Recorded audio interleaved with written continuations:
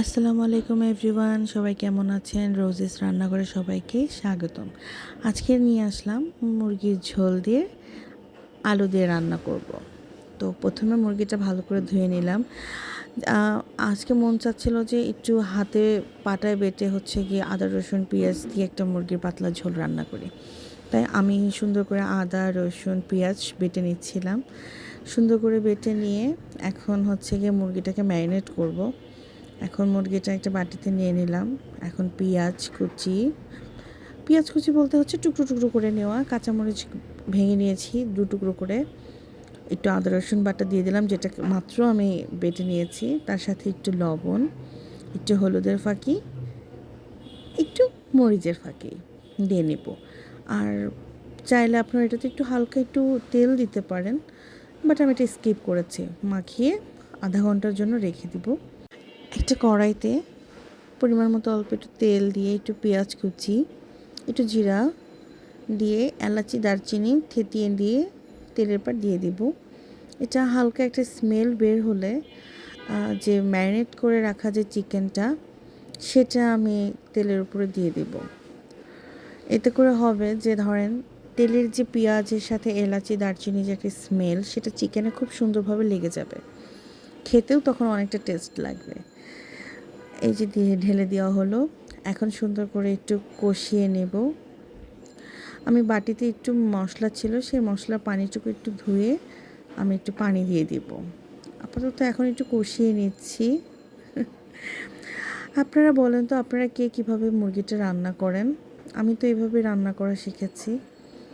আপনাদের বিভিন্ন জায়গায় বিভিন্ন রকমভাবে অনেকে তেলে পেঁয়াজ কাঁচামরিচ দিয়ে গিয়ে রান্না করে ভেজে করে নেয়।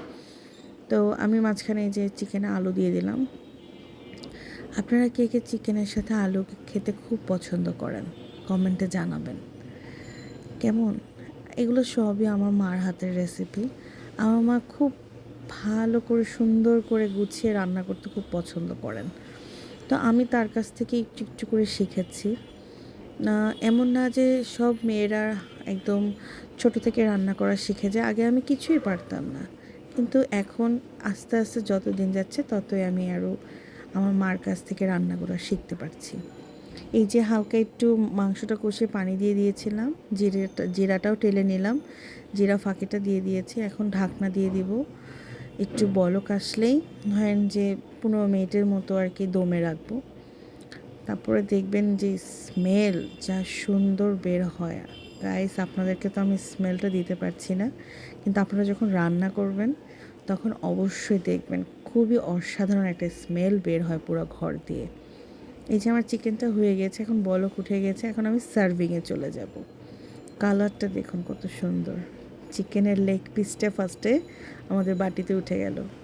আলু যা যা টুকরো থাকে সেই টুকরোগুলো আমরা একটু একটু করে বাটিতে নিয়ে নিয়েছি পরিবেশনের জন্য।